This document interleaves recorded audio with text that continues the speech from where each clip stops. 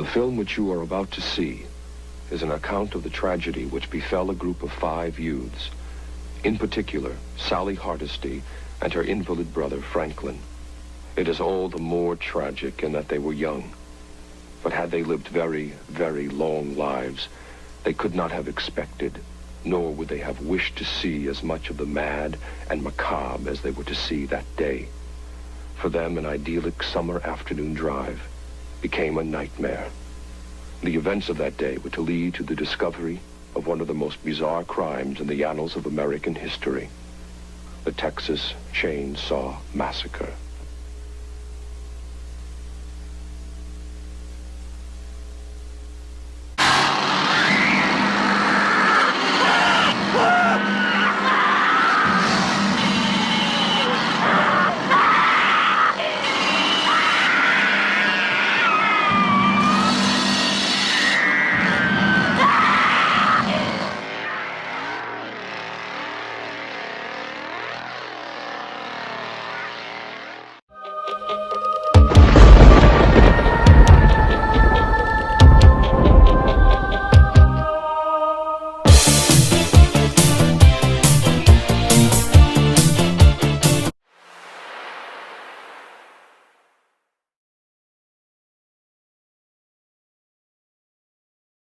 Craft drinkers across the world and horror fans united, you have tuned in once again to Hops and Horror. My name is Bo Cooper, and sitting with me as always, Rob Novelli. Rob, tonight we're going to be going back to 1974. On October 1st, this movie was released to America, and it shocked the world. It traumatized a lot of moviegoers, and to this day, I can't think of another film that literally has no storyline or plot except just pure macabre, horror, and torture. We're talking about 1974, the Texas Chainsaw Massacre. Yeah, I remember watching this as a kid. The opening scene with the grave robbing going on and stuff, and the body propped up on top of the tombstone, and the camera flashing, and that sound of like as soon as I saw it as a kid, yeah. I mean, I knew it was Texas Chainsaw Massacre. I watched it before, and every time I saw that, I'm like, man, this movie is crazy. I mean, it's one of the freakiest movies I watched as a kid. It really is, man. I remember watching it as a kid, too, and not really understanding it because there's no comedy, there's no side plot.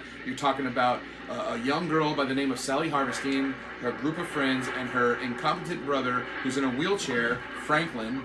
He's the greatest character of all of them, I believe. Yeah. But it's a really sad story because they go across Texas on a summer afternoon to make sure that, like you said, their grandfather was buried in this cemetery.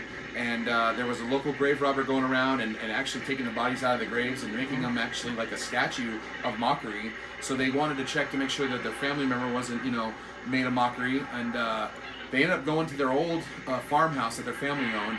But what they didn't know is that the neighbors next door was a sick and twisted family that thrived off of eating young teenagers like they were known as the Sawyer family. I heard it was like one of the best barbecues in town, though. I bet it was, man. But anyone that watches this movie can guarantee one thing: you're gonna have nightmares, and you're gonna have a lot of crazy, demented memories watching this, like I did, man. I remember Leatherface popping out of the woods, just going straight at Franklin, man, just for no reason, just chopping this poor guy in a wheelchair to pieces as his sister sits there and screams.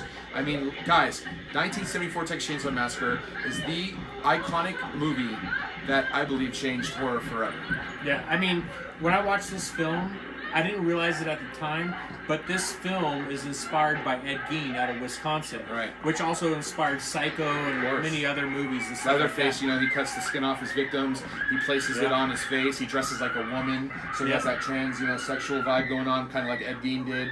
Lampshades made out of skin and all that kind of stuff. Right. So thank you, Ed Gein, not for killing a bunch of innocent people, but thank you for having the inspiration to build a story like such as Texas Chainsaw Massacre. Any favorite parts of this movie? You know what? My favorite part of the movie, and the one that freaked me out the most, I mean, watching this film, is the very first scene when they go into the house and Leatherface comes out, whacks the dude on the head with a hammer, and his legs start twitching, and then all of a sudden pulls him in and slams the door. Yeah, that sets shed the getting tone. Yeah, the tone for shed, the movie. The aluminum shed door. Yeah. They have that undertone of once it hits, and you're in for a treat. Guys, I can't recommend this movie enough. If you've never seen 1974's The Texas Chainsaw Massacre, Leatherface is an icon of horror. Sally, she definitely is a final girl. Yeah. I don't want to say too much, if you've never seen the movie, but I would hope if you're watching this, Hops and horror fans out there, you've seen Texas Chainsaw Massacre. So when you think of final girls, I can only imagine, the skeleton's moving. That's a ghostly thing. Like it is October 1st, so. But she definitely has the defiance of a final girl. They say in the narrative that she escaped. She's one of the originals. Out of a window of hell. Girls of horror. I'll leave him be, man. He's chilling. He's probably drunk like us. Oh, he wants to get down. Now you're fucking with him, see? Anyways, right. I have to say with the Texas Chainsaw Massacre also, one of the things that also was kind of freaky about it is it's so surreal.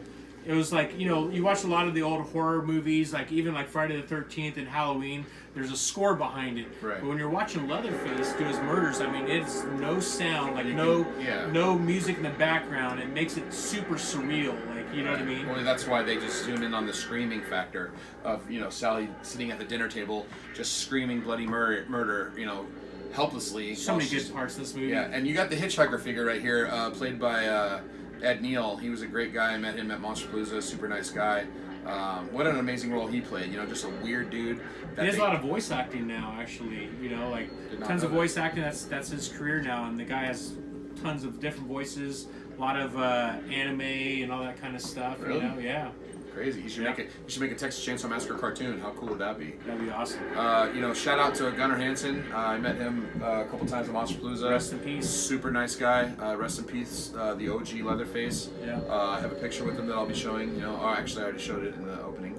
But yeah, man, Texas Chainsaw Massacre 1974. Can't go wrong. Let's get to our beer review. We have something special. Once again, our friend over at Handiest Market. He supplies the great beers, man, out here in Moore Park, California. He does. And I've been wanting to try this beer for a very long time. It's from 450 Brewery, and it's Dragon's Lair Slushy. I've been wanting to drink this beer for a long time. They actually make a multiple amounts of slushy beers, Rob. But for Californians like us to get our hands on this, it was something special. So let's give it a little taste. Camera woman. Oh. Let's do that. And while you're pouring those beers, Rob, guys, I want to give a little special shout out to my friend Jeff Carter, who published a book recently. Since it is October 1st, I want to give a shout out to a book called We Bleed Orange and Black. This book is pretty phenomenal. It has a bunch of short stories. Jeff was nice enough to go ahead and send us this published book that he did. And if you're a fan, like I am, of Halloween, like Rob is of Halloween, this is something to get you in the spirit, because today is October 1st. Read it throughout the month. You won't be disappointed. I just finished it. I love it, man. It's absolutely a fun little book to read, man. So if you guys want to check it out on up close there, you can. We Bleed Orange and Black. Oh, man, I'm excited for this. Get out of here, Skeleton. Yeah, it's funny. If you Thanks, look Jeff. at this, Appreciate you, buddy. look at this can. It says with dragon fruit. Wait. Hold on. You got way more than me, dude.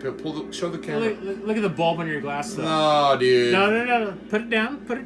All right, man. Well, Look at how much bigger that glass is. It's not about the big, And it starts off smaller. All right, dude. Don't get cheap on me, Bo.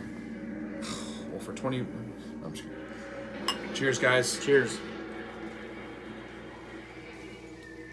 Anyways, my question was, I know That's what peach and delicious. raspberry is, but Can what you the guys- hell's a dragon fruit? Can you go to the store It's a and buy fruit dragon fruit? that tastes like a dragon. Look at look at the fruit condensation on you know that, what it man. tastes like, dude? It tastes like a Jolly Rancher. It totally tastes like a Jolly Rancher. Yeah. So guys, if you can get your hands on 450 Dragon's Lair, this is just one out of the many slushies. My God, look at that, dude. Look at the fruit, Rob. Look at that. I know, the sediment's incredible. Is that what you call it? What did I call it? Something weird. You call it fruit. Fruit's kind of weird. All right, guys. Thanks for tuning in to Hops and Horror. Once again, I'm Bo Cooper, Rob Novelli. Happy October, and we'll see you guys next Wednesday. Thanks once again to Jeff, and watch Texas Chainsaw Massacre 1974. Sit down, turn the lights off. You won't be disappointed. And guys, before we sign off, I want to give a special thanks to the gas station. That's right, Rob. The original gas station, production used in the 1974 Texas Chainsaw Massacre. It's a great place to visit if you're ever in Texas. They have an amazing barbecue setup. They have masks, novelties. They have a room that you can stay in there. And I want to say thanks to Lisa for giving our little shout out there. We appreciate your company. One day, if I ever come to Texas, I definitely will be stopping by.